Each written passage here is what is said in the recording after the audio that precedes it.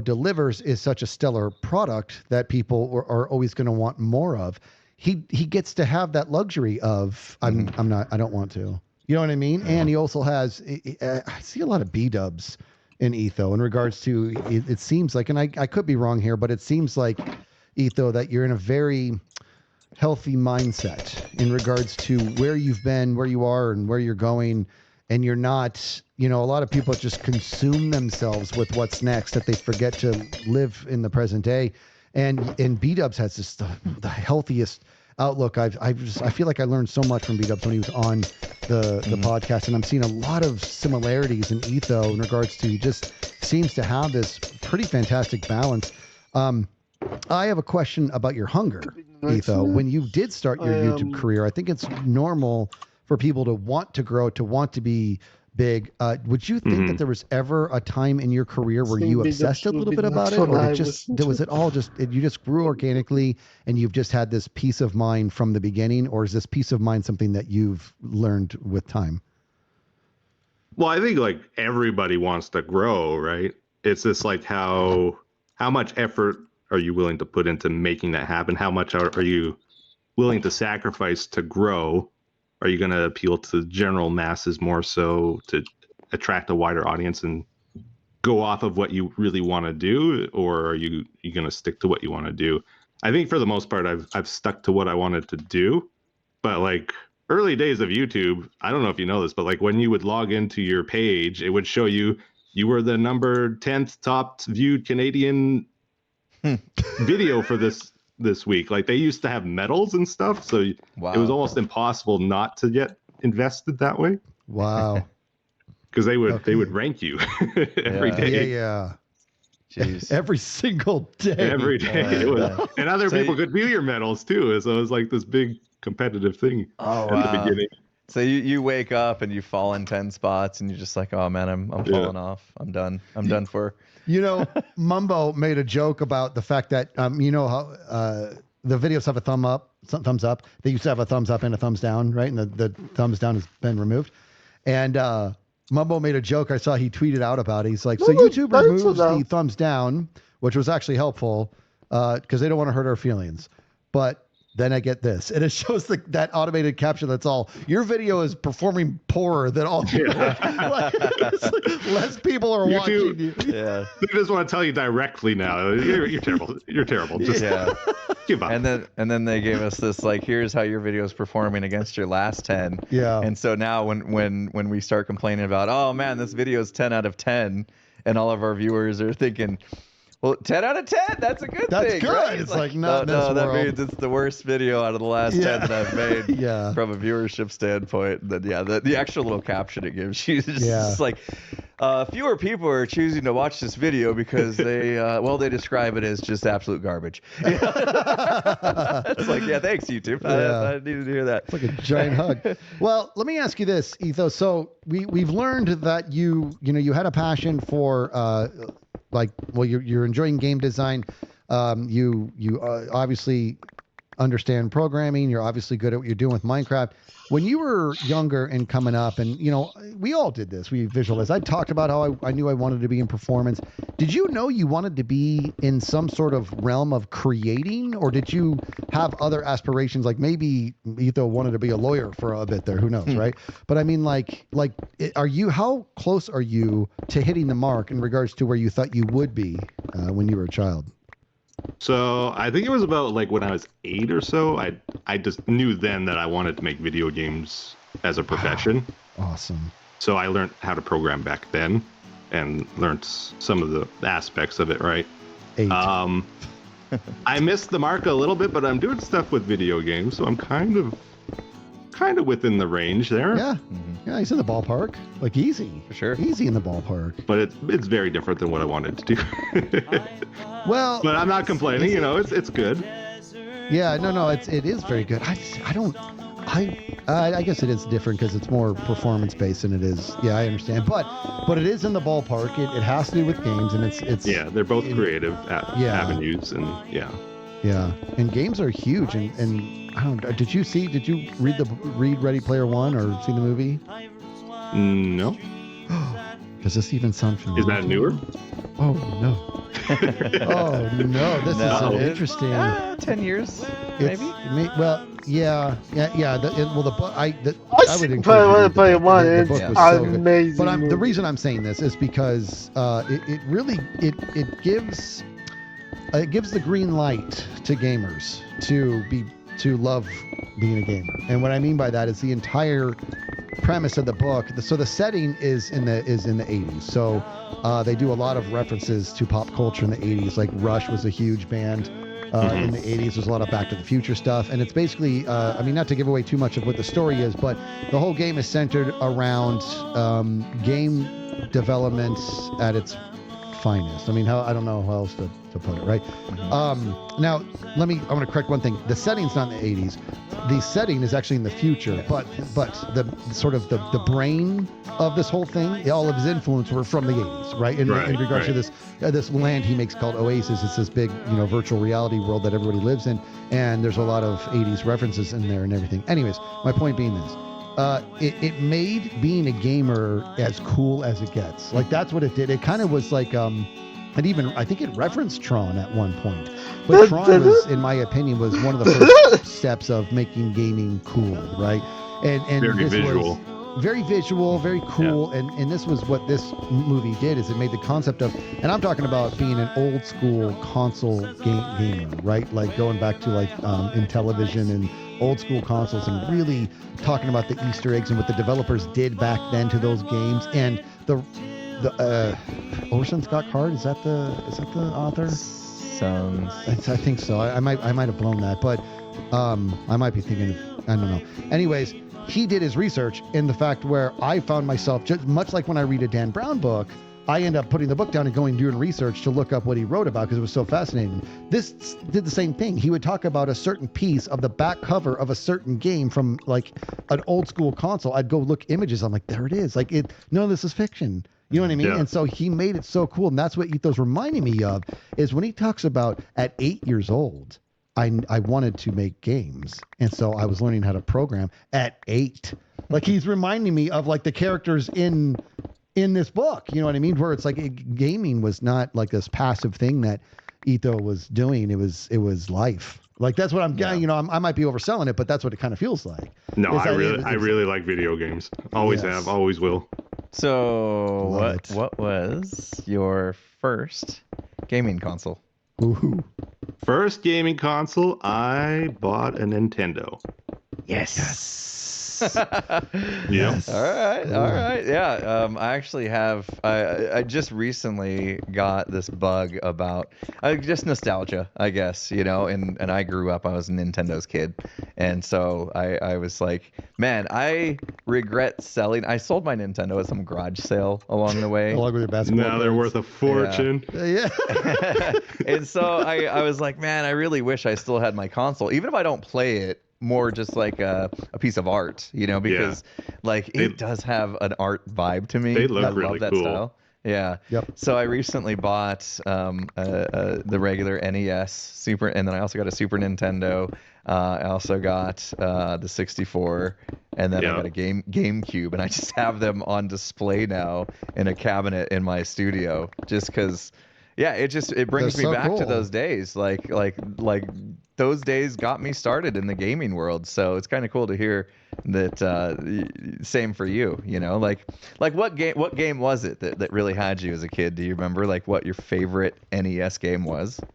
Definitely Metroid on the NES. I love Metroid, dude. That was so good.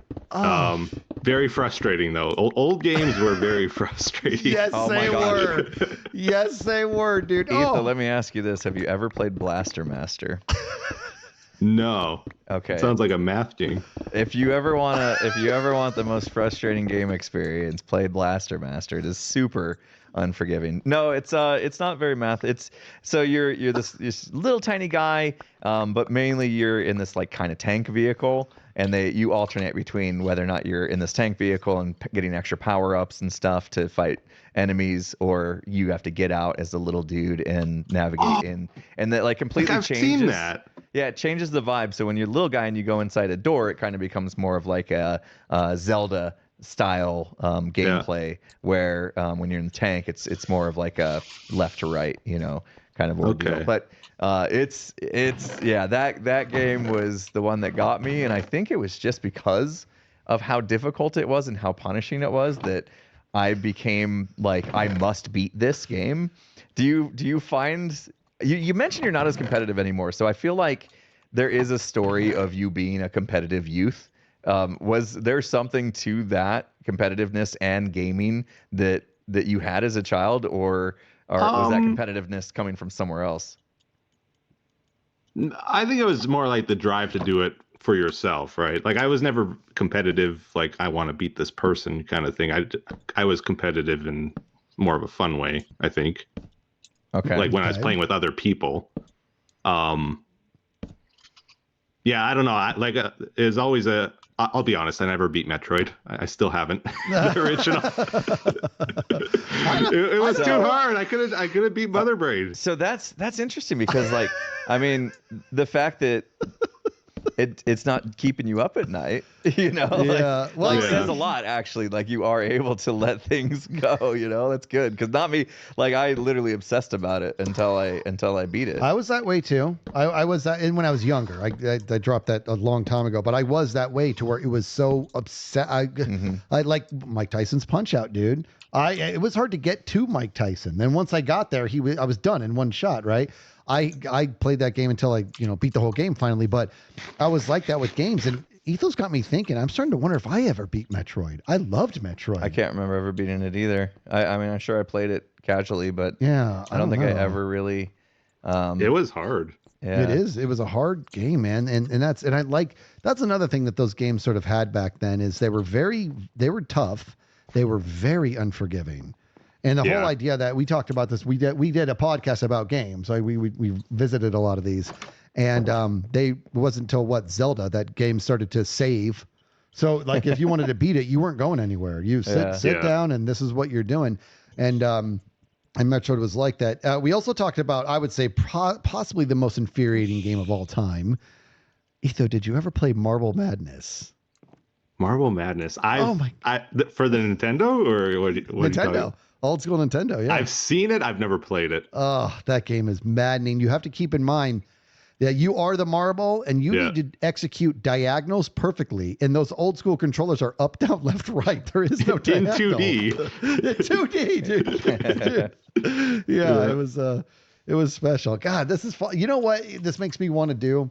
So do you ever still just play games for fun? Like you ever play Nintendo anymore for fun? Yeah, every once in a while I'll whip out like some of the old stuff. Not very often. Usually I go to Steam nowadays, but yeah. If I'm looking for a second game. What is your non-Minecraft go-to these days for like? I'm guessing you're off camera when you play these games, right? Outside of Minecraft. Yeah, it changes all the time. Like the most recent one was I've been playing Rotwood with Brody. Okay. Playing what? Rotwood. It's a newer game on Steam. Rotwood. All right. I don't know the game, but I'm what kind of style game is it? Like Don't Starve Together was the last thing I saw you and Brody playing. I'm trying to think like what style game would you be playing with? It's Brody? A roguelike, I think. Oh, okay. That's usually my favorite genre, roguelikes. Those are the ones where you get reset, right? Yes. Like you start to build up and then you kind of get reset when you fail. Like, I don't know how you do it, man. Those games infuriate me. They're maddening. Yeah. They're absolutely maddening. Yeah, Don't Starve was that way as well, right? Like, well, no, it's not. You just get reset. But also Played Up, right? So Tango and I were playing Played Up, and you got to build your restaurant. And if you fail one day, you lose it all. Right. And we would be playing for like hours but it made it more invested, but we would be doing our thing, and then he's got to go serve that customer, and I'm like, that customer's losing their patience. You can see their patience bar going down, and if it gets all the way down and we fail, we lose our restaurant. And I'm like, Tango, out. He's like running across, trying to throw the burger in their mouth as fast as he can, and it's just, but it those bring back old school gaming. You know what I mean? Like modern games have, in my opinion, they've lost that. You know, but the Rogue, as infuriating as it is, it reinvents investment. You know what I mean? Like I've got to be perfect. I've got to, that's what old school games were. I don't like games that try to tell stories, really. Where you're watching cutscenes and you're just waiting to play. I can't stand those kind of games with the linear gameplay. It's always the same every time. Yeah, you know how the story is going to end before you even start the game, pretty much, right? Yeah. I remember the first time I saw what you're talking about in an arcade, and I don't remember the exact game, but it was some sort of knight game, right? Like a sword and knights and stuff like that. And I remember, like, you put the quarter in, and then you would like watch a movie. Oh, really? It was on an arcade machine? Yeah, it would just like, the scenes were so long, and you can't even hear it hardly because it's just on those two little speakers on the terrible on the sound case. quality. Yeah, and then there's like the whole arcade noise around you. Yep. Yeah, and then you'd have to like, it'd get to a point where you have to make a decision. So it was like a decision tree based story, you know. And you'd be like, I don't know, I guess go left, and then you watch another 5 minutes of whatever. I'm like, this is so boring. I did not like it. All right, so I'm putting this down as a bucket list item. This is happening. We'll do it right here, live on the podcast, and I edit these so it will make the podcast. We have to play. I want to play Mario Kart with Etho sometime. Oh, we can do that. We can do that through like what's it called, the Switch, right? We can hook up the Switch through the computer. We've done it. We actually streamed it. In fact. Mario Kart is like that game for me that I will never be at a certain age where I don't want to play Mario Kart. I love Mario Kart so bad. So that's on your, you don't have any say in this, Etho. That's something that we're doing. I was like, I don't even own a Switch. I don't have a Switch, no. I played a ton of the Super Mario Kart and the N64 one, and then I kind of fell out of it ever since then. So well, I think the Super Nintendo was my first real true obsession with Mario Kart. Actually, was that when it first came out? Was Super Nintendo, My buddies and I was in high school at the time, and we'd go to his house and play every day, dude. Like, it was just, we couldn't get enough of it, man. It was amazing. So that's in our future. All right, I'm gonna dial us back to Minecraft because I have a question for Dr. Tho. This is going to be unfair because I'm going to put you right on the spot, but let's rock and roll. What do you want to see Minecraft have? What does Minecraft not have to be? And, like, I love this question because my list is a mile long. I have a ton, and most of it's centered around enchanted boats. But I would love to hear. Yeah, I'm curious about your enchanted boats now. I'll tell you so you have time to think about what you would like to add. Okay, so enchanted boats. We're going to have one that's going to be called, one of the enchantments will be off-roading. And what it means is you can, depending on the level, you can go up a certain amount of pixels. So if you're on the water and there's ice that's level with the water to where it's up a few pixels, it doesn't stop the boat. You have an offloading enchantment. You just go up on the ice and back down onto the water. That's one. Okay. Yeah. That could be cool. Another one's going to be designed for lava. You can actually be in lava. That's good. Another enchantment will be called Sidecar. That'll add a third person to the boat if you want to put 3 people on the boat. And another one is going to be, I'm probably going to call it like Rooster Tail, to where you're going to have like extreme speed. Like it's cooking. That boat is cooking. It's funny that you obsess about boats, considering you don't even know how to get in one. Shut up, dude. That was one time. Jerk. Get the boat. All right, Etho. What do you got? You got anything? Well, now he's got me wishing for a drift enchantment on boats now. Hey, add it to the list. Oh, I like that. Now, the way I like to explain this is, like, in Minecraft, we explore, right? We find an area, we go caving, we get resources. There's a systems around all that. Then you collect resources from that area. You use those resources to build stuff. And then the one aspect that's kind of missing is your build needs to come to life, right? It needs to become animated. It needs to be interactive. We have redstone to control the logic, of how we want those interactions to happen, but we don't really have the tools to make something interactive. Like we don't have like moving NPCs. We don't have a lot of control over blocks moving. It would be nice if there was more of that. Like we have pistons, but they're very limited.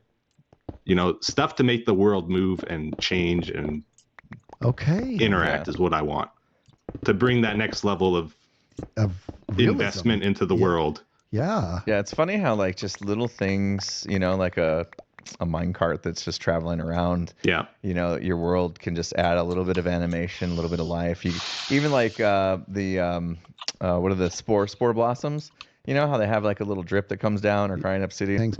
And currently, at this time of my life, I don't have a lot of bandwidth to do the big builds or the acumen to do them. But my product is really centered around trying to make it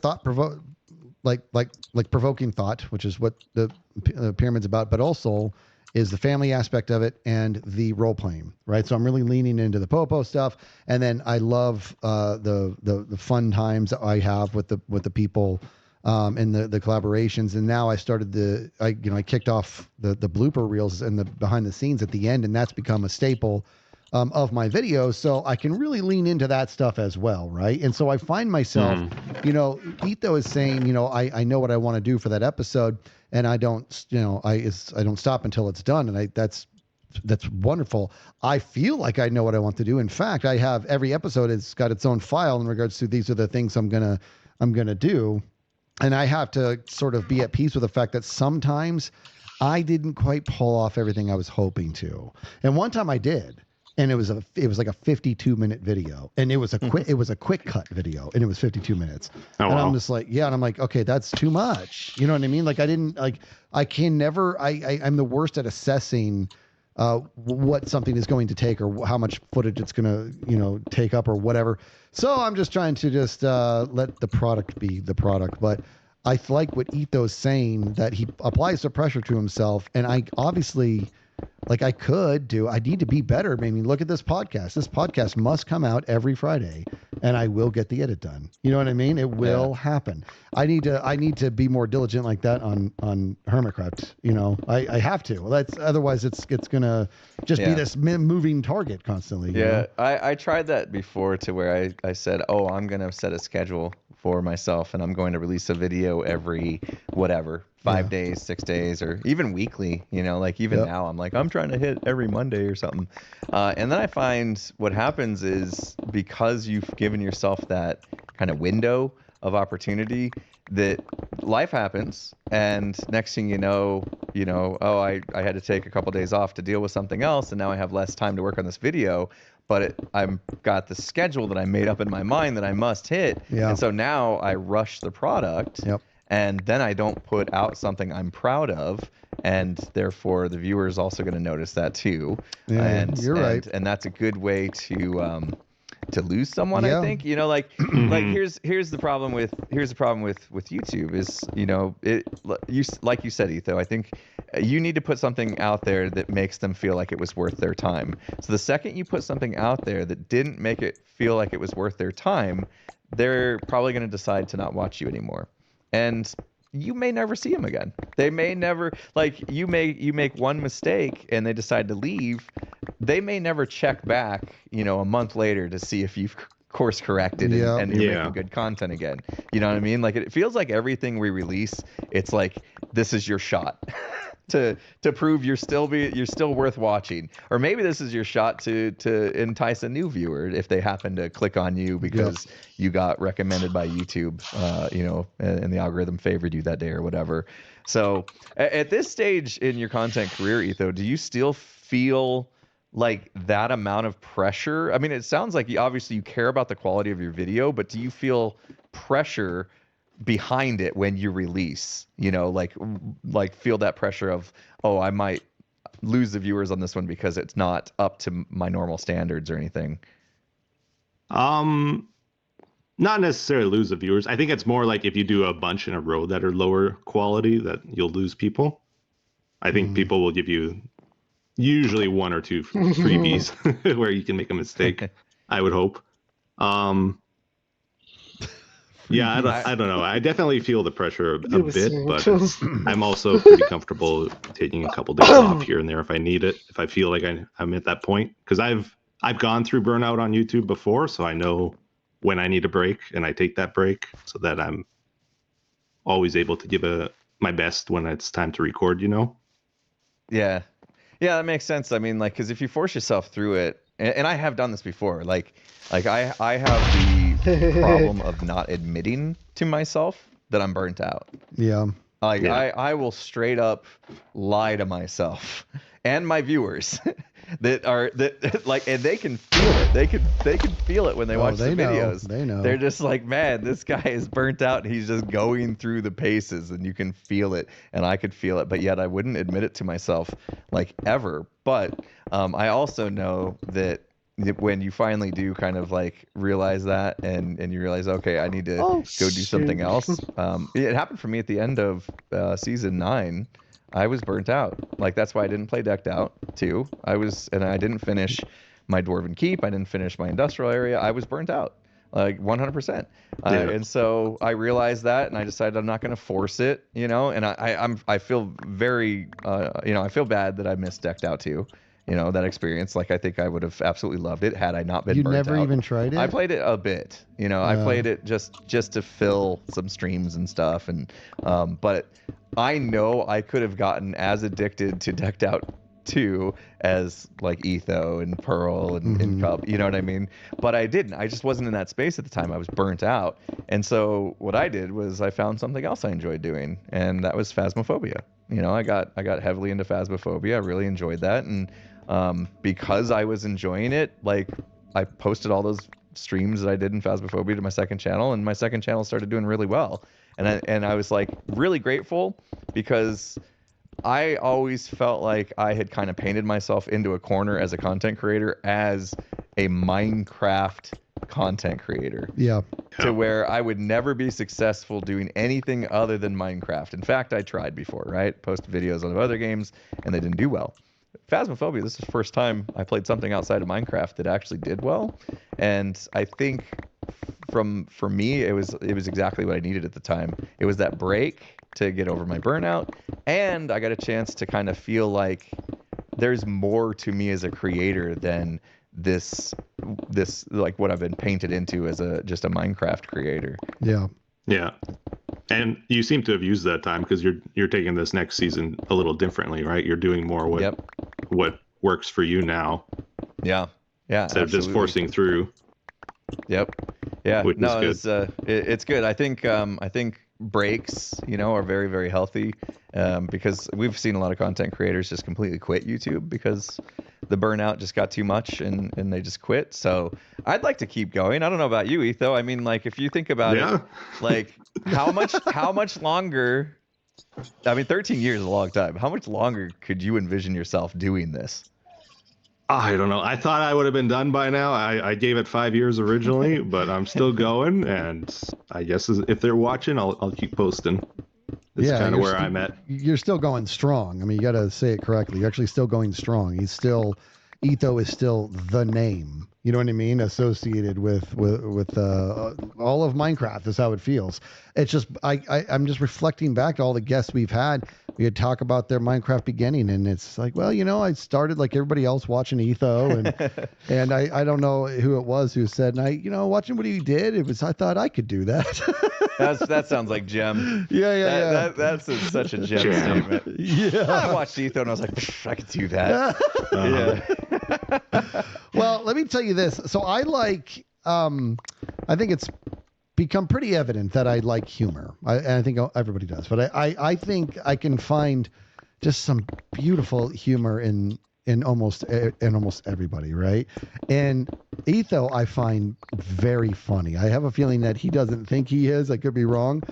But he is the epitome of dry humor, right? Like, nobody can execute proper dry humor the way Etho can, and it is just chef's kiss. And it takes me back to, Liz, I don't know if you know this, Etho, but when we did the live series, and that whole thing where it was a limited life, and I asked Etho to kill me because he was part of Team Ties. How have we not talked about the Life series this entire time? I know. We need to. There's how much more time you got, Etho? Maybe we can do part 3. I got time. I had asked Etho to kill me because I was running out of time, and I wanted somebody on our team to get the time. And he says, oh, and I actually like bent down and showed my neck to make it easy type thing, theoretically. And or symbolically, really. And Etho says, I love you, Skiz. You're a stand-up guy. I like everything about you. I just wish you were better at this game. And then he kills me, and it is like such an amazingly dry delivery, but it was so funny. But here's what's great: when he killed me, my audio went off. Mm-hmm. Okay, so that was the last thing I heard him say, and I just wish you were better at this game. Dead. No audio for me except for my own laughing. Right. But I listen to your guys's, and the best part is he says what he says. That I wish you were better at this game. He kills me, and all of you are all, oh! And in that same tone delivery, Etho's all, was that too much? Yeah. It was so funny. And that's what I'm saying. Like that is such a perfect delivery, and it's the dry humor. You know what it is? Sometimes it's the dad joke. He did it the other day. Etho, your voice was the last thing my viewers heard on my last video, because it was the end of the BTS where I was trying to get Scar's attention. I needed to talk to him, and you guys were all distracting Scar to keep me. I couldn't get his attention, and I was running out of time. And I gotta get this scene. I gotta edit. I gotta leave tomorrow. And I said, Scar, let's go TikTok, man. And all you hear is this really subtle, very calm Etho go, you better not be on TikTok. We're YouTubers. It was just like such dry humor, but it was so funny, dude. It was the last thing that anybody heard. And that's what I was just like, I find Etho to be freaking hilarious. And I also would venture that it would not be funny, the things he says, coming from anybody else. It has to come from him. It has to be that exact voice, that exact tempo, the timing that he gives it. Everything is fantastic. We talked about you a little bit when you were younger. Were you the funny kid? Because I was. No. And so no, you don't think so? I don't think so, no. Come on. You know he was. I don't think I have a very traditional type of humor either. It's more a little bit out there. Okay. But if you get it, you get it, right? And it's funny. Yeah. I very much like situational comedy, where it only works in that one moment because of the context of what happened before. And if you wait 3 seconds, it's too soon. If you wait 5, it's perfect. 7, too long. You gotta get the spot just right for the comment, and then boom. This is how deep it's gonna be. Too. And since you're in tune with that timing, if you're anything like me, you've had plenty times where you're like, oh, this would be so funny if I just said it 2 seconds ago. Yeah, exactly. But, you can miss the mark so many times. It's like, oh, it wasn't fast enough. I don't have the discipline. I a lot of times I know I missed the spot, and I'll still just say it because it's like I can't just not say it. Like it was funny, but so I'll still say it. And then it's just like, yeah, it's too late. Oh, well.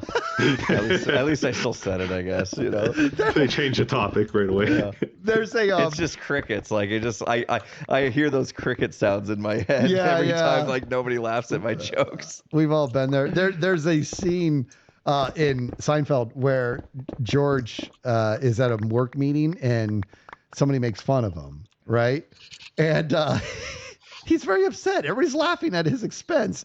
So now he's driving home. So clearly it's hours later. He's driving home and he's just reliving how pissed he is that this person made this joke at his expense. And on the drive home, he realizes, oh, that's what I should have said. You know what I mean? He has the perfect comeback. It's whips the U-turn out. Yeah. So he spends the rest of the episode trying to recreate these same exact situations so that the guy gives him the same exact insult so he can come back with this. Dude, it's so funny, dude.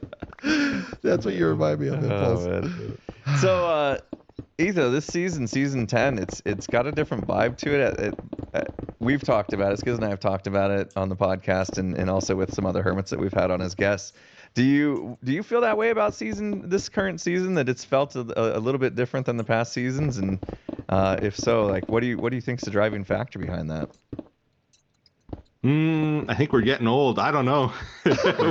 we're a lot more relaxed this season. I think more willing to hang out and just spend time and not like I got to get this project done. I got so much to do. It's so big. Yeah. I got to get all these resources and build it. And yeah, I think a lot of it we've been taking time to actually enjoy the moments with each other. Yeah, I think one thing that's come up is we had this kind of pressure on us to go bigger and bigger and bigger, right?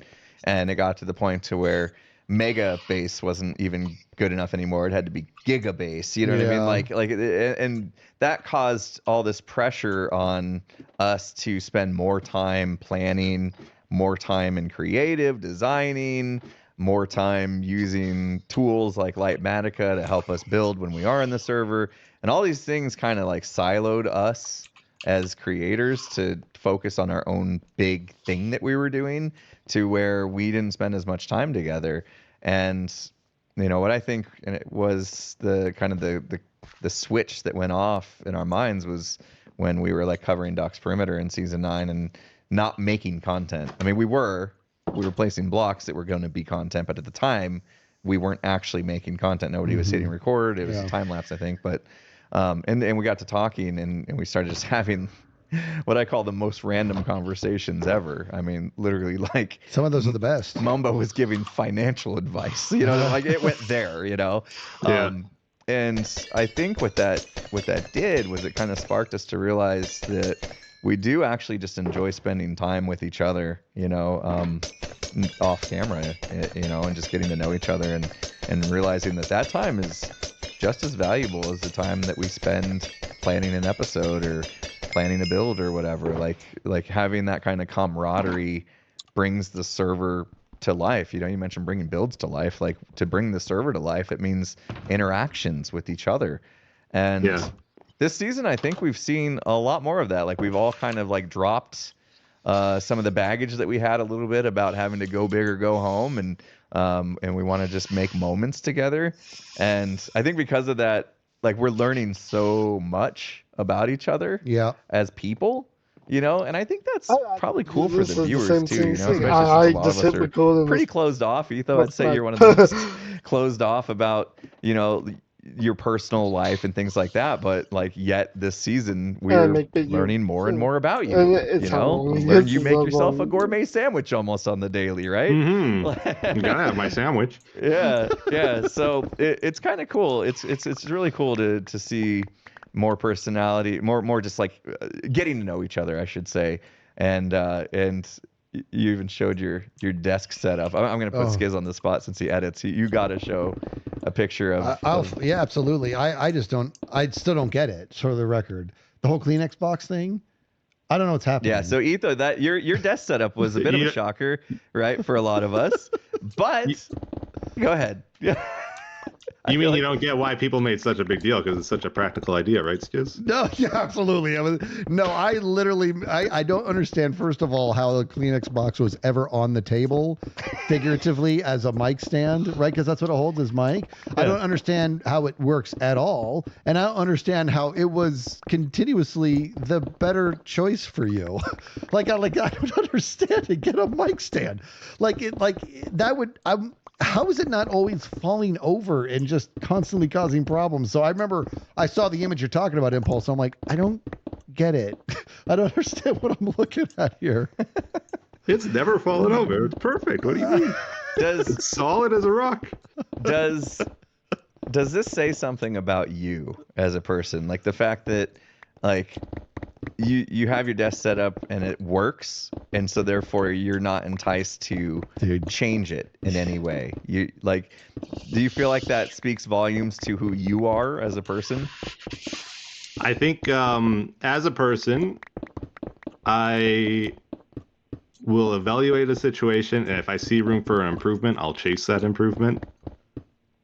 But I honestly don't see much of an improvement coming from a mic stand. I get that it's like the normal thing to do, and I think a lot of times people just assume something is the best, and then they go with it, right? I will admit, I saw a lot of people saying that they once they saw the picture of your setup, they tried it themselves with like the kind of curved arm mouse thing. And I saw a lot of people validating that was a very comfortable way to game. It is. So what do you mean the curved arm thing? What do you mean? So he actually has his arm right at like a 90-degree angle on your desk. So your keyboard's your left hand, but your mouse is actually like this. Like he's turned his mouse pretty much sideways. Exactly like that, yeah. Yeah, and rested his arm on his desk, and he games that way. So like when he looks left and right, he's actually from our visual standpoint going north and south, right? Or up and down. Yeah. And if he has a normal mouse like us, if he wants to look up, he pulls back this way, right? Normal mouse. The arm movements are all the same. Like your pivot point is at the elbow, right? Yeah. And that hasn't changed. Interesting. Yeah, I saw comments, I think on Reddit or something, that people were like, y'all dogging on Etho's setup, but give it a go, and you'll be surprised at how functional it actually is. Like as a, I'm older as well, and so like the way that we sit and have our mouse and keyboard, I would find myself like having one side of my body tense up more than the other, because you're doing a lot more like movement with your mouse. So like the right kind of like shoulder blade, that muscle that's right around that, like under the shoulder blade, would always like get tense and like lock up on me. And so I was like always constantly trying to find ways to be more ergonomic with my setup. That's why I have like a smaller keyboard now and stuff. And then I start thinking about Etho, and I'm like, man, I think he's got it figured out. Like I just need to give it to have an advantage somehow in the game. But at the same time, I also like made a character for myself. I was trying to be like Littlefinger from Game of Thrones, where I was like getting in with everyone, but really just being like against everybody and trying to pit everybody against them. So weasel. Basically a weasel. Which I knew when I was doing was going to cost me the win, but it was going to at least be a character that people like I could play and it would be fun. So yeah, that season I enjoyed that season quite a bit actually. It was so good. It was this like all the. So Etho, if this improv stuff, it sounds like you're saying it's a bit out of your wheelhouse, but you also seem to be legitimately good at it and creating the content. And if I'm not mistaken, it really feels like you're having a good time. Are you having a good time while we're making the Life series stuff? Yeah, most of the time, unless Jem is killing me a million times, but yeah. No, that's fine. Who let her in the series? Come on, she's a beast. No, most of the time I'm having fun, unless I'm just like out of like, I don't know what I'm going to do next, then I start to panic, which happens every once in a while in the series, but not too often, especially the later seasons. It hasn't happened much. We kind of have our rhythm figured out with it. Yeah, but I will say I would be lying right now if I said I didn't feel a little bit of anxiety in the beginning that I'm not going to be able to find a family, if you will, because people can lone wolf. There's the thing, I can't. Skiz's thing, and I don't mean I'm not talking about Minecraft survival. I'm talking about Skiz's thing is I got to be with people. You know what I mean? I need somebody who's always constantly feeding me the unknown so I can play off of it. You know what I mean? A tree's not going to do that for me. I need somebody who's going to they're going to do something. Dude, Impulse, when you left that hole in the tower and I fell to my death and I came back and we started massively bickering on it, and I was like, you got to put a lockout tag out on it. Like we're doing that whole bit or whatever. We were both in full improv, and I sounded very upset. I was like as happy as I could possibly be in that moment, because I'm like, this is what it's all about. This, I did not expect to fall to my death. I'm really upset, but not really, so it was fun. So I'm looking forward to the next one, and I don't care, Etho, you can't avoid me, dude. I'm finding you next time. I remember I felt really bad this last one. It's like you and Tango were trying to find a partner. It's like I've been with them 3 times now or something. It's like I can't jump in. I can't. I gotta find someone else. You had the same view that we both did. Like, we can't do this. Like, it keeps happening. So you were being really, really smart about it, but we would have obviously loved to have you, but we did have Cleabert for a second, and then Etho walked by. Yeah, I got Cleo. That was great. Yeah. And Green came by, and See, I was like, what season was last season? The 4th or 5th? I can't don't remember. even know. I was like, you know what? I want a chance to win. I'll team up with Scott and Jem. That'll give me my best chance. That didn't work. Well, turns out I actually have to be good at the game. That's the other thing, is that this is where I blow it. Is I'm all about creating the content, creating something different. My thing was the Heart Foundation. I thought that if I made something that was an absolute good, nobody would touch it because they would become an enemy if they destroyed it. And next thing I know, the season's heated up and I'm still using a stone sword. Like, you know what I mean? Like, I am not ready. Yeah, I never get ready the way I should.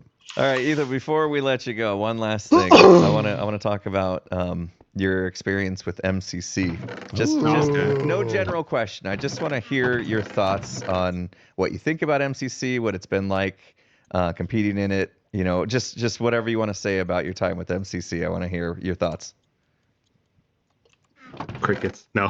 No, it was great. I've always been kind of big into playing other mini games in Minecraft. You know, I did Race for Wool. I did all those old games, right, where you play competitively, kind of for fun.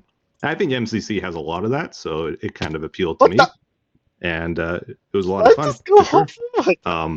There's a bit of a competitive aspect to it, though. I've seen, which a bit. Thankfully, the last time we played, though, our team was not competitive. Yeah. So that was more enjoyable for you probably because there was no pressure then. We're just playing games then at that point. We knew before we started that we were going to lose, so it's like, okay, let's just make the best of it, right? Yeah. I'll be honest. I mean, I've done quite a few MCCs now, and that was probably my favorite one, just because there wasn't the sweatiness and the pressure to do well. I could just enjoy the moments, you know, like whether they were good or bad. They were mostly bad from a competitiveness, but they were great from just a camaraderie and a vibe and just enjoying the time. And I'll tell you what, like out of all the times I played MCC, this was the one time when I actually took it in and started to understand things. You know what I mean? Like usually I'm so under the pressure that I'm not like taking in what's around me and I'm missing everything and I'm not understanding how the game's supposed to be played, or, you know, I'm not picking up on certain aspects of it, to where this last time, because that pressure was off, I feel like I learned more about MCC than I learned from the previous like 6 times I had been in it. Wow, that's kind of cool. Yeah, just because like your blinders are almost up because you're so focused on the competitiveness of it. Yeah. And this time I allowed myself to breathe and just open my eyes and take it all in around me. Yeah. And I learned so much that I feel like it's gonna, when I do come back to MCC, if I'm on a team that is gonna be competitive, I'm gonna have more to offer now. Yeah, that's fair. And I'll tell you this, I think that because we are all aware that we were not going to be able to put any sort of competitive front forward, that we're all just relax. That's what Etho was saying, right? Well, I'm telling you that my mind was clear. I was having the best time, and I don't care what anybody says, dude. We were a really, really, really good team. And the proof is right there in the fact that the one and only brand new game we got like 3rd or 4th place in. Like that, there's something to be said for the fact that as soon as the playing field was level, we were instantly one of the best teams. Like that's kind of cool. You know that, and it was also, God, I want to play that game again because it was just so much fun. But that was a cool game. Yeah, it was so clever.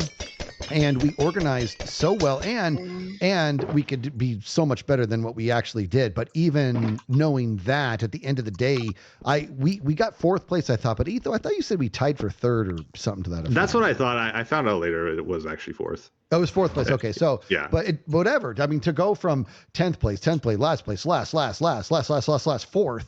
There's something to be said for the fact that it was the only level playing field game, and we did quite well. Because I watched some of that back, and you killed it on the gold rush part. You got like 55 gold sometimes. Did I? Something. Yeah, like you were up there with the top players at that. Nice. I think what happened was So this is a thing to be learned. Once we did the gold rush, I went to I don't think it was everybody tried to go to a distant one. That's smart. But what people were only doing was going for surface gold.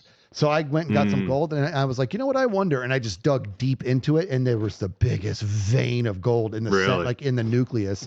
And I was like, oh, that paid off. You know what I mean? Oh yeah, that's where the big vein comment came from. Yeah.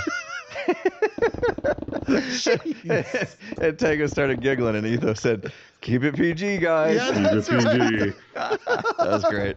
That was great. I remember that moment. No, that was super fun. I hope we get a chance to do it again sometime. You know, if there's another, they call it non-canon, where it's like less competitive, that we could play together. You know, Etho, I don't know if you'd ever actually be interested in doing it again when it's in the competitive like state that you know, if you were put on a team that was supposedly, you know, going to be one of the top teams. I don't know if that's something that would even interest you, but I mean, it's fine as long as they don't expect much from you, right? Yeah, no, I mean, it was weird with Team Ties because I was the most seasoned MCC out of the team, but I've always been the worst player on my team, and it's always been fine. It's like, you know that going in, like that's the way Scott makes the teams. Is he basically will pick, you know, somebody that constantly gets in the top 10, somebody gets in the 10 to 20 range, 20 to 30, and 30 to 40, right? And that's how he kind of usually makes the teams. And I would always be in that last spot. So when it was like in our team, I was like, uh-oh, they're going to expect me to like be good at this, but I don't. Team leader. I'm not good at this. So this is going to be weird. And, but it was absolutely fine. And I like, it was good for me because I am a overly competitive person. So to have a chance. I was really proud of you, dude. I was really, I'm telling you right now, that was because I know you so well. And because I know how being competitive is sort of your id, and losing or sucking, how you put it, is something that is the worst thing that you can imagine. You were like, you were doing the best acting of your life, or you legitimately evolved. And it was, and I'll tell you this right now too. I don't care that we were last. I would love to do MCC again with the same exact team. I would love to do it. And I mean, the good news is, I mean, Tango kept his cool in Sans Time. Tango, I love you, buddy. Etho, have you seen the streamers react to Tango losing? Yeah. I love that video. Do another Team Ties. Me too. If Tango's down, it sounds like Etho would be so in the right situation. Yeah, like what did you call it? Non-canon. So what we played in was actually canon. Like those records will be in the record books forever. Oh, good. Yeah, but you know, no place but up. Anyway, I don't care. I'd do another canon event actually if he asked. But I just had such a good time, and I didn't care about winning. I cared about giving my best performance. I didn't care about winning because it wasn't on the table. You know what I mean? But I think like the metaphor I used was, if I had to do a foot race against Usain Bolt, I'm gonna lose, but I'm gonna run as fast as I can. You know what I mean? So I was like, I wasn't interested in sandbagging it. I just had so much fun. I can't wait to do the next one, dude. Yeah. So Etho, looking forward to obviously spending more time with you on Hermitcraft, but you know, maybe another live series comes about. Yeah. Maybe another MCC comes about. I already said we're playing Mario Kart. Any chance to hang out in game with you, I'm 100% down for. Yeah, for sure. What an absolute honor it was to have you on the show, Etho. Thank you so much for giving us a lot of your time today. Yeah, no kidding. I've been watching my watch. I'm like, for a part 2, this is like the longest part 2 we've ever had. Yeah, I know. We barely had much more to talk to you about. It was just, it was a fun, it was exactly what I wanted. It was a fun, casual hangout with a very interesting guy. And I am looking forward to all our future collaborations, just how Impulse was saying. But again, Etho, thank you so much for being on the show, man. It's been a real pleasure having you. Absolutely. Yeah, I appreciate you guys inviting me, and you know, I like what you guys have been doing with the podcast. I hope it keeps going on. Thank you. It's been great. And same to you. Here's to another 13 years on YouTube. Yeah. Yes, absolutely. Who's going to retire first between the three of us? Let's find out. we need a poll. Oh, man. All right, man. Thanks a lot. We'll let you get back to your day. Appreciate you. Thanks. Bye. See you guys. Then you change to a new podcast.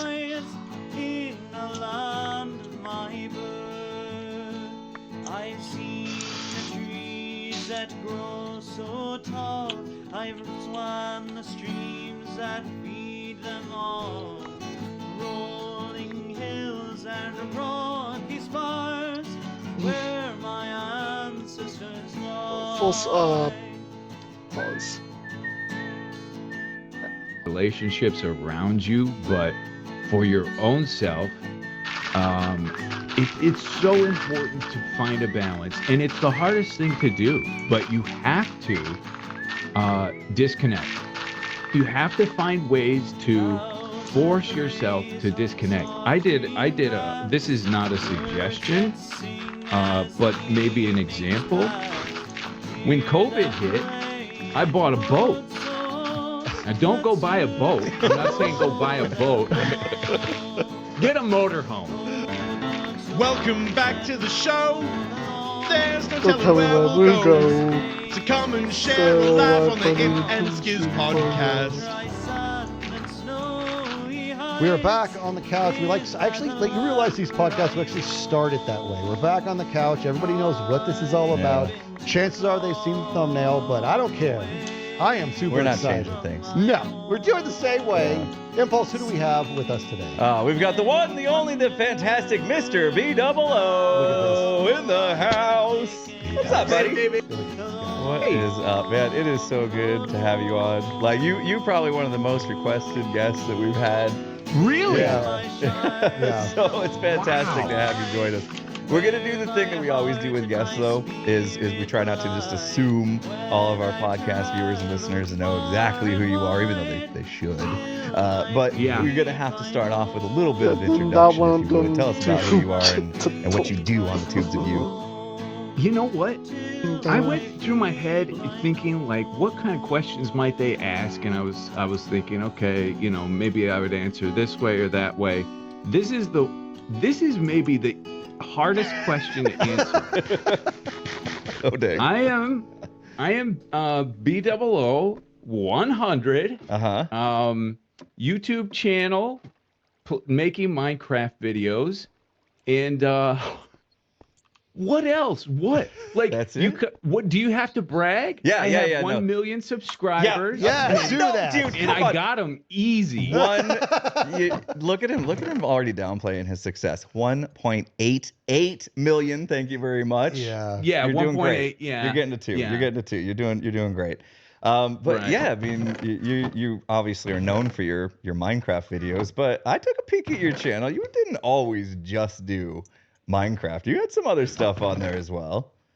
I did do other stuff. Yeah, I did. I played one of the first like non-Minecraft games I played was SimCity. Nice. SimCity, Okay. maybe 2000. Or I don't know what it was called, but it was like the last SimCity that came out years and years ago, and that did well. And then I did Cube World, and that did well as well. And then, Minecraft. Remember the time that we went through where it was like the black dark days of Minecraft, where there were no updates and everything kind of like died off. So I started playing other random games, and I hated that. You hated that. Oh, we're gonna get back to something though. I know that now looking back, you didn't. You don't speak highly of that period, even though it was one of my favorite times of your career. I think really, I loved it. Okay, I mean, I loved it. Okay, yeah. We're gonna tease that one just a little bit. We're gonna continue with the cookie cutter questions because B-double-O, yes. it's your username. That's your YouTube channel name. Is there a history behind how you got that name? Yes. Okay. Something you're willing to share? Or is it too personal? Private. Oh, okay. No. Okay. No. I mean, what? It's the Kardashians are out there. We know their names. Kim Kardashian, Khloe Kardashian, all of them. We know their names. So aren't we allowed? Why are we so scared to share our names? We are for some reason. Yeah. But yeah, it's a reference to my family's last name. Okay. Mm-hmm. Okay. Yeah. Fair enough. And the 100? 100. You got a smirk on your face because it's putting numbers in your name is kind of like, that's not elite level when you got numbers in your name. Or initials. Or initials. Sure. Yep. So Impulse, we were both kind of late to the game, weren't we? I guess so. To get the names we wanted. I just assumed there was 99 other B00s, and so there had to have go been the next number up. Yeah. That could be it. I don't remember what exactly it was. I think I was making my Minecraft account first. Or maybe I made the YouTube channel, one or the other.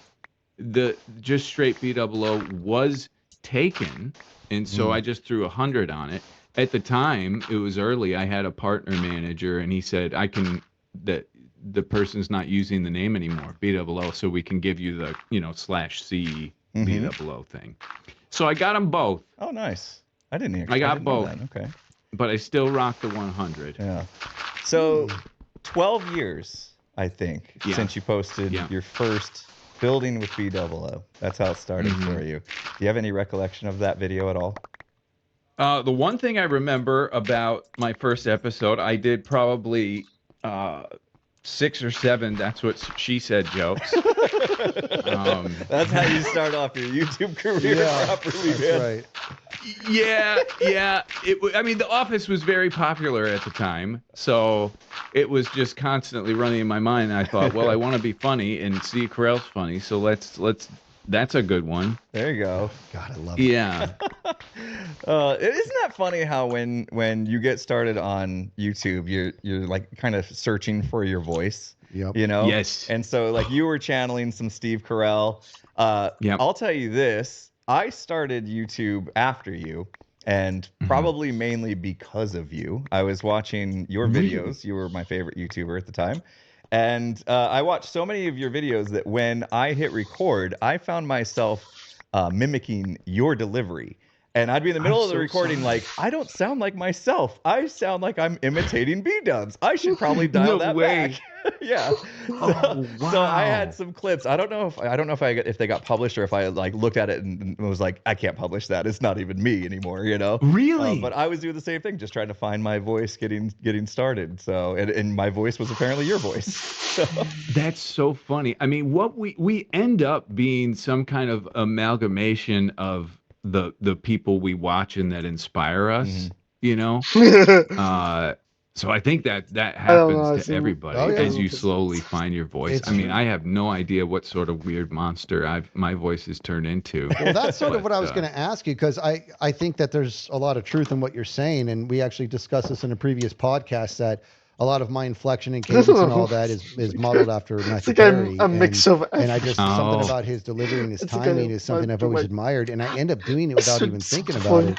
But when I think about B-Dub's delivery, it is so fantastically unique that I could not, gun to my head, I wouldn't be able to identify any potential entertainers out there that inspired you. Do you have any that you sort of leaned into? Over the years, it's changed a bit. I grew up on the old Looney Tunes. Okay. So, like my dad, it was like he always had us watching those. And there's a lot of other old movies that my dad had us watch, like old Pink Panthers and Jerry Lewis and stuff. These are just old comedians. You guys do not know these guys, do you? Jerry, of course I know Jerry Lewis. Oh yeah. You know Jerry Lewis. Okay. The thought came into my head that, hey, I could probably do this. Yeah. And and it looked fun. It looked fun being able to create something and share it with people, And so that was very appealing to me, but also scary. And I think that's why in everybody's first video, you're just like, oh, man. You don't know. You don't know if you're going to do a good job or a bad job, but you got to at least try. Right. And so, yeah, I did it, and it was... just monotone and the worst Minecraft you'll ever see in your life. But challenge accepted. Yeah, but I mainly thought like it was something I enjoyed watching. It was almost like this is a hobby that I think I could get into, and So yeah, I thought I'd give it a shot, and definitely enjoyed it, even with no views, 0 views for a long time, a month maybe, no views. Oh wow. Yeah, and but yeah, after a while, you start to get 1 or 2 or 3, and then yeah, the rest is kind of history, I guess, from there. But you did have some confidence during that recording because you promised the audience that if they stuck with you, that you would become an amazing builder in Minecraft. You literally said say that? those words in your first ever episode. That is what so a like flex. the foreshadowing you had there, you know what I mean? First of all, I thought that's one heck of a hook. You know what I mean? Exactly. This is my first episode ever. You wait. I'm going to become one of the best builders in the game, which you have. Oh, that's which you have. Like you are known to be an amazing builder in Minecraft. You've done like such groundbreaking work with your texturing skills and using different perspectives, right, to see things differently and really what is it, forced focus? What do they call that? I'm sure they got a term for it, but forced perspective. You do things like that that just not a lot of people think of. You have this kind of like natural ability to see things and make them happen in game. Is that something you've had since you were a child, or where did these skills come from? That's very kind of you to say, and let me just interrupt and say that this whole thing is very difficult for me. I mentioned this in the Life series. I do well with self-deprecation.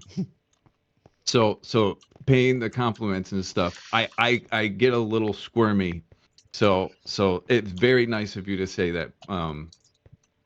Not my comfort zone, because I don't think of myself that way today is all. Yeah. Well, after this, we want to talk about how good looking you are. But go ahead. Oh yeah, well that. Come on, I'll take my shirt off right here. No. I grew up with a big bin of Legos, and I loved playing with them.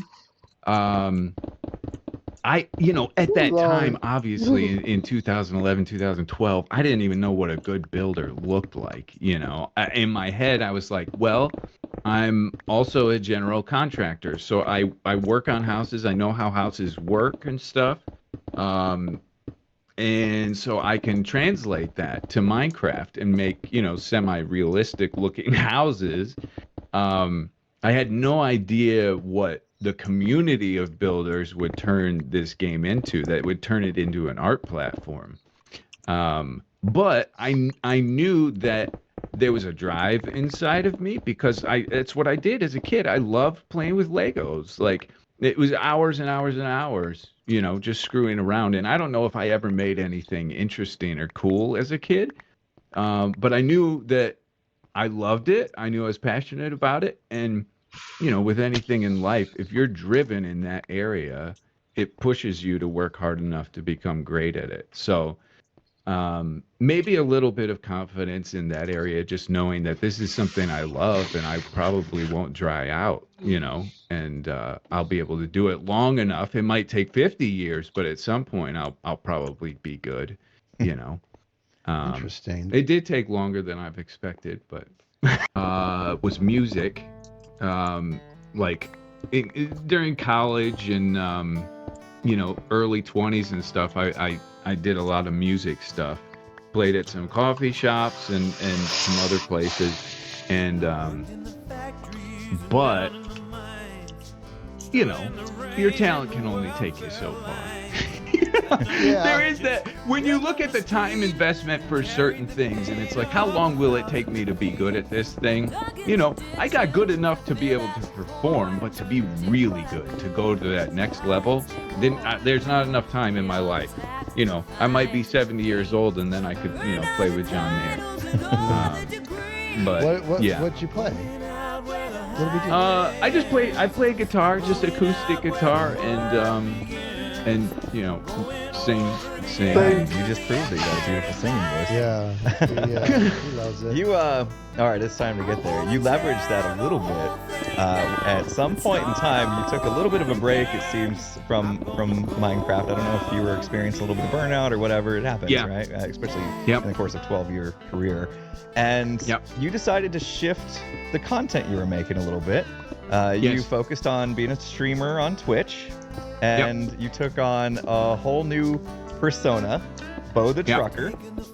Always had very cool trucker hats and a very bushy beard, I remember. And a cigarette non-lit hanging out of your mouth for the and not real, by the way. Not a real cigarette. It was like prop cigarette. It's like a prop cigarette thing. Yeah, not even tobacco inside. Yeah, and then you were playing shooter games like PUBG and Fortnite. But if you've ever played a shooter game, you know that there's that like queuing system where you have to queue and you're sitting in the queue waiting for all the matchmaking to happen, the 100 players that they're going to throw into the map together to all queue up, and you would use that time to change your scene, which you'd set up to look like you were in a truck.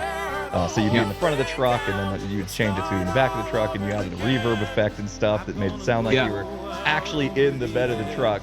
And you would bust out your guitar, and you would do a little singing there. Just give me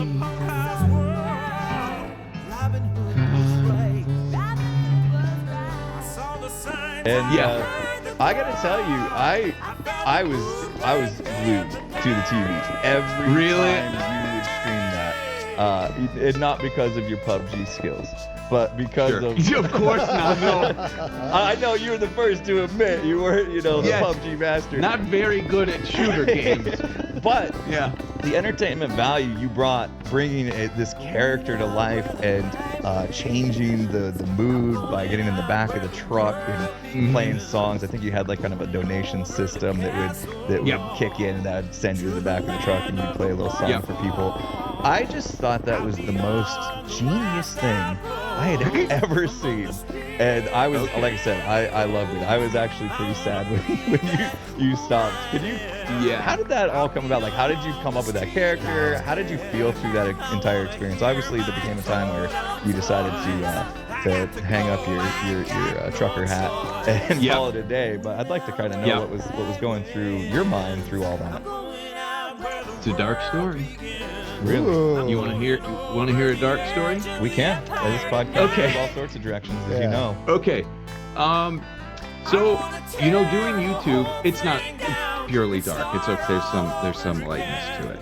There we go.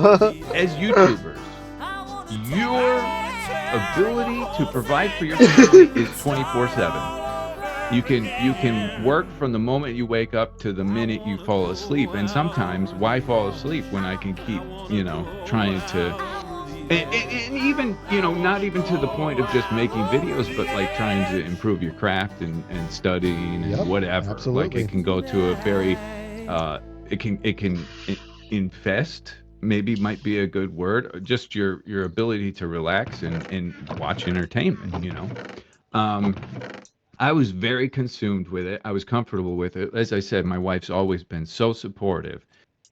I was walking upstairs and I heard her on the phone with her sister crying. My wife is not very emotional. I don't know if I've seen her cry many times in our in our time together, but she was crying and she said, she was talking to her sister and she said, it's just so difficult. And I now my ears perked up and I'm like, okay, I'm going to eavesdrop now. And she was starting to really struggle with the fact that, she's feeling almost like a single mom. Like we got two little kids, and she's the type of person that loves activity, wakes up, what are we doing today? And my daughter is also like a clone in this way, and I'm learning more about her through my children, which is funny. She likes to travel, she likes to get out and do things, and as a YouTuber, it's a difficult thing for us to provide that. Even when we go, our brains aren't there, we're still here.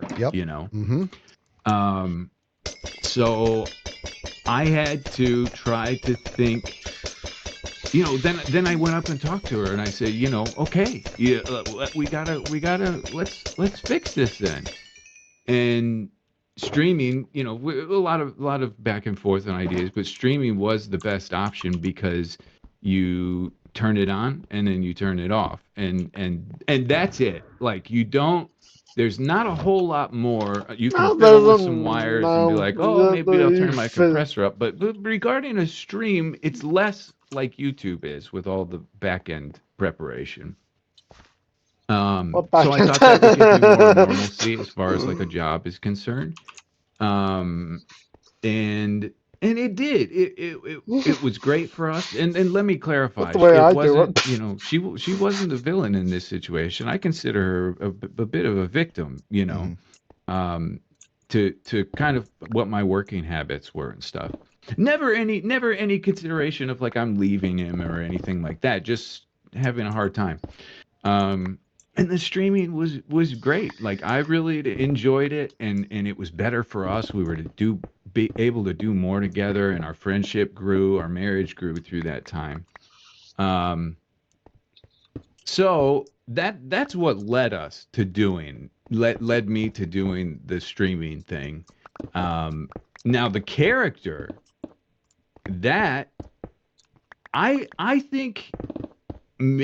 I was trying to, because I thought this might come up, and I was trying to think about where that came from, and I'm nearly 99% sure Generic B created it.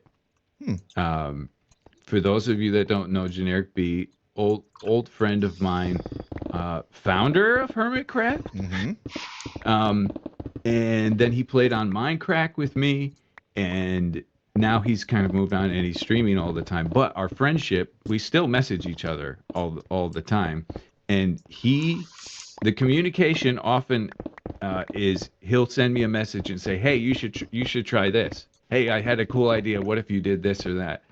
And I think this whole persona, I think he crafted it. Wow. It's so long ago that it's hard for me to remember exactly, but I think it was his idea. That is fascinating to me. Yeah.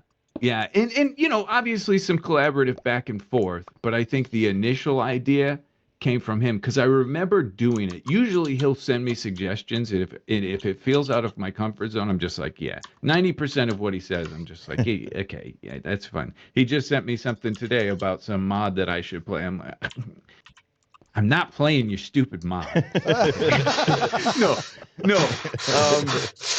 No, but he's got a brilliant creative mind, and I think that was a fantastic idea. But I remember being a little uncomfortable with doing it initially. I think even the first song that I played was when it was like, okay, go to the back of the truck. That was definitely his idea. Like you can incentivize donations by singing a song or something like that, and.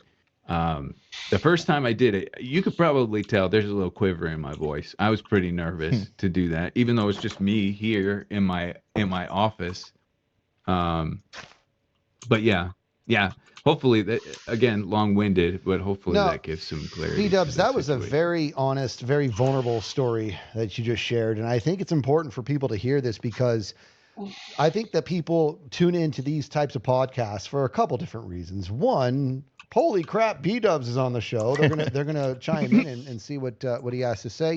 And then also, I am willing to venture that a great proportion of our demographic is kind of interested in this life themselves. Not necessarily that they want to pursue it, but it would be silly to entertain that they're not curious about it. That they'd like to peel back the onion and get a little bit more to it. And what you're expressing here is that it is not like anybody decides to do this and from day one it's just smooth sailing.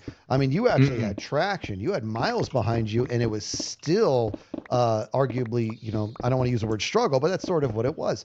And you're right. When you have your favorite people in the world depending on you, this is a hard pill to swallow. And we're all very familiar with that. And actually, this is so bizarre that we're talking about this.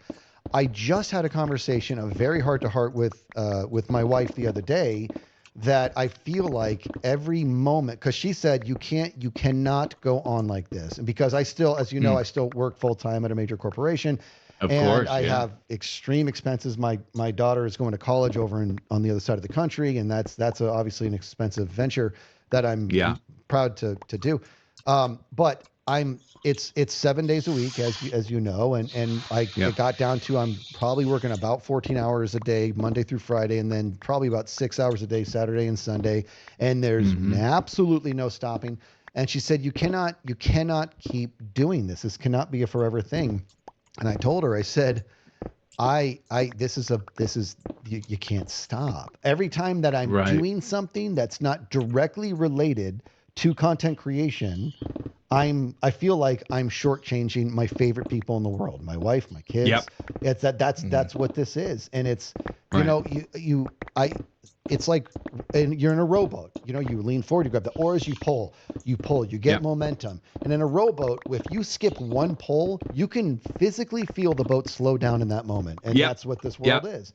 And that's a great analogy. And it's brutal. It's brutal, you know. So my question to you is on behalf of the people who are kind of, they could be younger kids, they could be people our age, they want to go into this world, they want to at least entertain it. What is B-Dub's advice to them as they go to try to pull the trigger and at least get started? What words of wisdom do you have for them to sort of navigate the waters of the ups and downs, the gut punches that we all receive?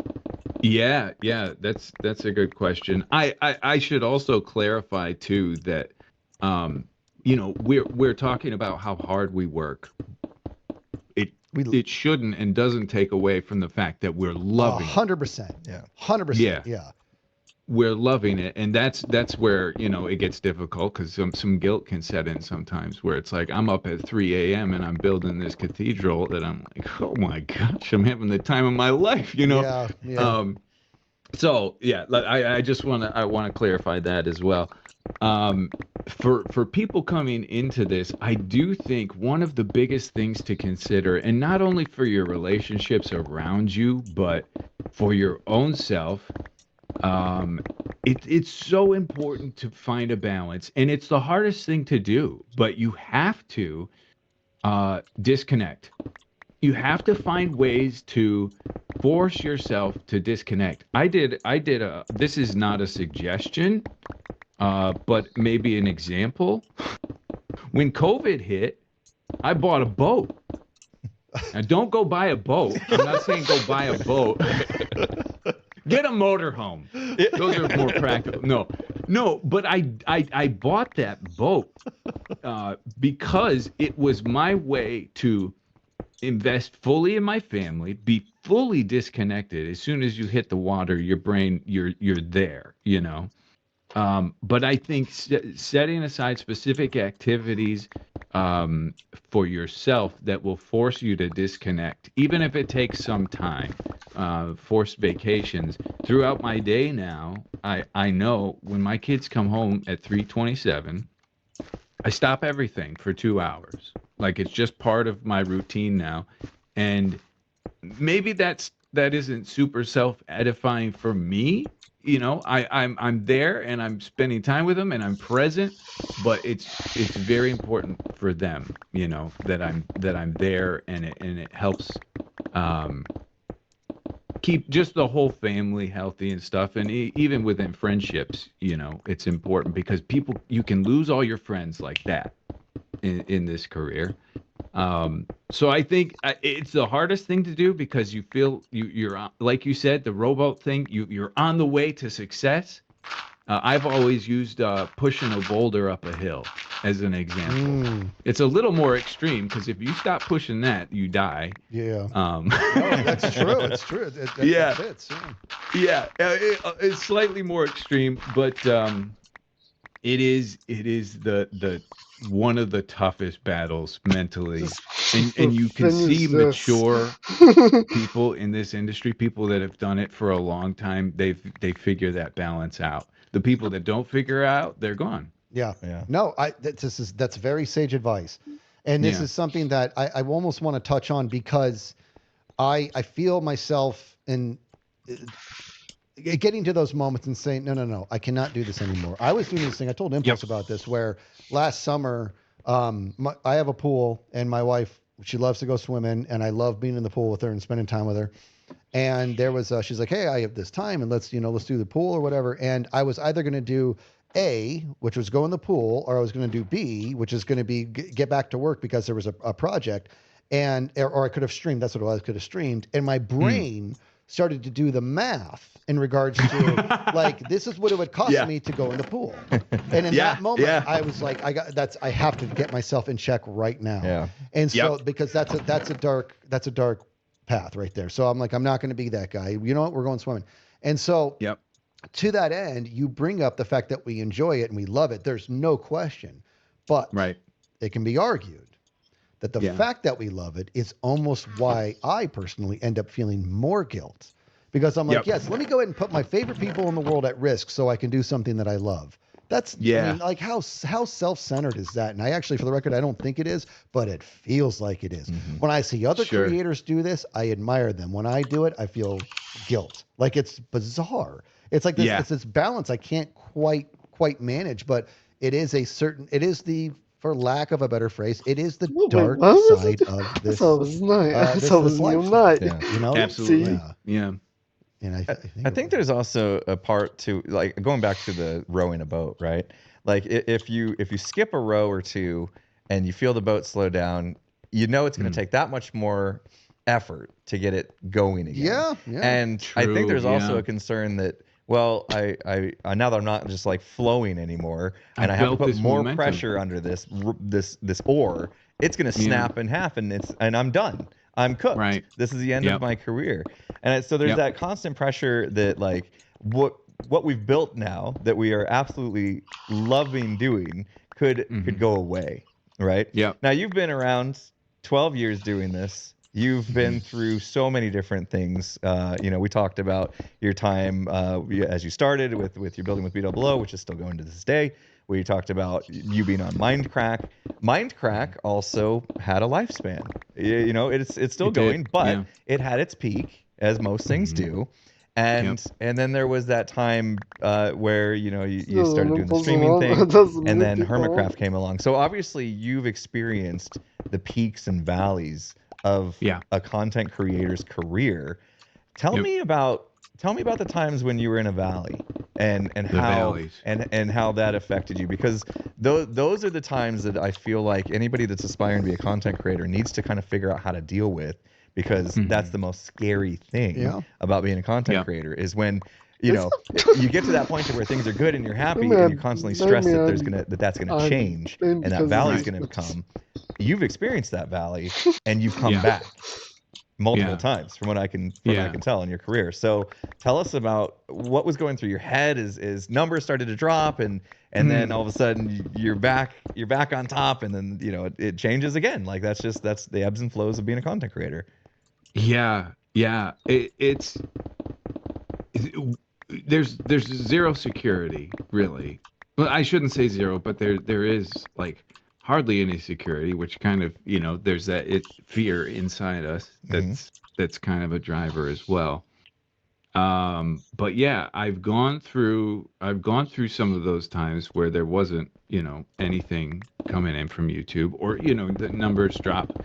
I remember doing the math one day and I was like, I could go to McDonald's and I could work there and make more, and that wasn't it doesn't feel like it was that long ago.